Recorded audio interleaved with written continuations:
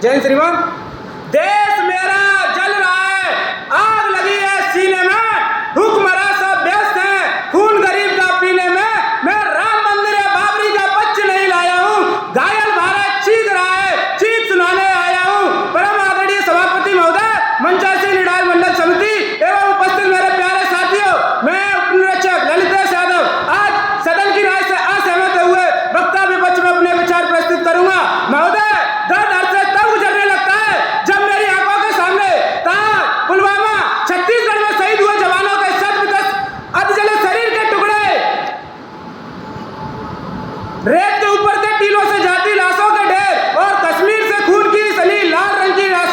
सड़कों के दृश्य सामने आते हैं। उस पर मेरे प्रतिपक्षी महोदय का कहना है यह मानव अधिकारों की अवमानना करते हुए देश से उग्रवाद और आतंकवाद को समाप्त किया जा सकता है। महोदय, अब तो हमारा तिरंगा झंडा भी हमसे पूछने लगा है, क्या बात है भारत, आजकल पहरा लेने से ज्यादा तो कफन में दफनाने के काम आ रहा हूँ। महोदय, हृदय तो उस दिन फट गया था जब बूढ़ी माँ ने अपने बेटे के चित्रणों को देखकर बोली कि साहब आप तो भर्ती में 1 इंच भी कम नहीं लेते, तो मैं आधा शरीर कैसे ले लूं। आज इन मानव अधिकारों के कारण इन आतंकियों की बदलों की आंखों की नाकबनी हंसती है और शहीद हुए जवानों के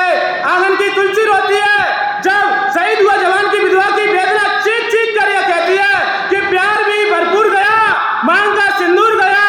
नन्हे नन्हे आलों की लंगोटियां चली गई, छोटी छोटी बेटियों की चोटियां चली गई, आपके लिए तो एक आदमी मरा है साहब, मेरे घर की तो रोटियां ही चली गई। महोदय, किसी भी युद्ध को जीतने के लिए पहल करना सबसे ज्यादा आवश्यक है, क्योंकि इतिहास गवाह है कि पहल करके बड़े बड़े युद्धों के परिणाम बदल दिए गए हैं। परंतु आज मानव अधिकारों के कारण हमारे देश के जवान इस कदर बंधे हुए हैं कि अपनी ड्यूटी पर खड़े होकर भी पहल करने से डरते हैं, क्योंकि महोदय भविष्य में उन्हें कटघरे में खड़े होने का डर सता रहा है। वो ये जानते हुए चाहे एक उग्रवादी की राइफल से निकलने वाली गोली को या निर्णय लेना पड़े या ना पड़े,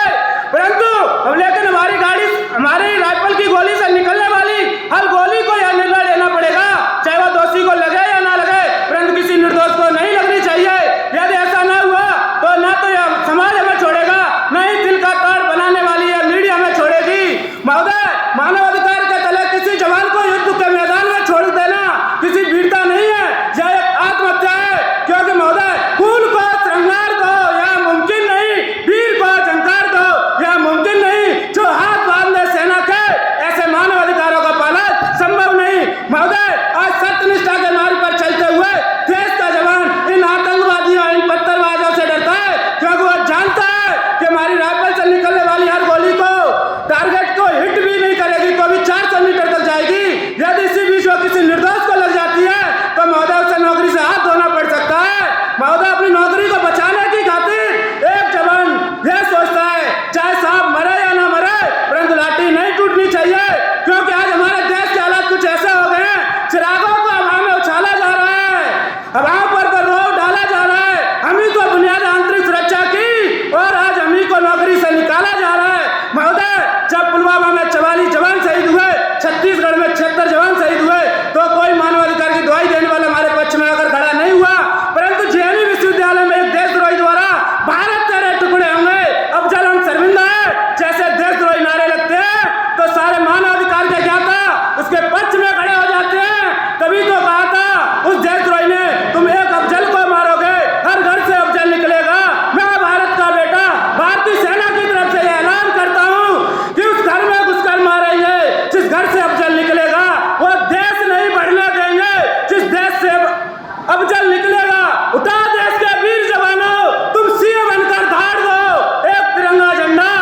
मौलाना मसूद अजहर के सीने में गाड़ दो। महोदय, अंत में मैं अपनी प्राणी को प्राण की ओर ले जाते हुए सिर्फ इतना ही कहना चाहूंगा, मुझे अफसोस है अपने देश की न्याय प्रक्रिया पर, जहां आज भी रात के 12 बजे अजमल कसाब जैसे आतंकी के लिए सर्वोच्च न्यायालय के दरवाजे खोल दिए जाते हैं। ऐसे देश में मानव अधिकारों की अवमानना करते हुए देश से आतंकवाद उग्रवाद को कभी समाप्त नहीं किया जा सकता है। मानव अधिकार के नाम की दुहाइयां देने वालों, सीमा पर लड़ा नहीं जाता, चरखों के आगे